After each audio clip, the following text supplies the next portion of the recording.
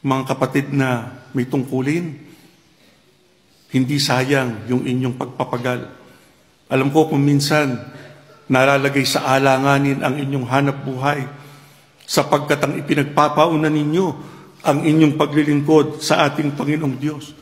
Pero kung gagawin natin ang inaasahan sa atin ng Diyos, na tayo ay makapanatili sa ating pagkaiglesia ni Kristo, anuman ang ating masagupa, ano ang maaasahan naman natin sa ating Panginoong Diyos. Ang sabi sa atin ng Biblia, hindi tayo mapapahiya sa ikalawang pagparito ng ating Panginoong Kristo, sapagkat tayo ang makikinabang sa kanyang gagawing pagliligtas sa araw na yon. Gusto mo ng tulong ng Diyos? Gusto mo ng kanyang pagkakaloob sa iyo, ng kanyang pagpapala? Malampasan mo ang lahat ng mga suliranin? Tumawag tayo sa kanya. Manalangin tayo sa kanya. Huwag tayong titigil sa ating pananalangin sa kanya. Kung meron kayong pansariling panalangin ginagawa, itaguyod ninyo, lalo na ang inyong mga pagpapanata.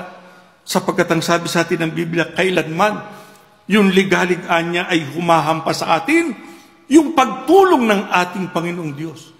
Yan po ang ating mararamdaman.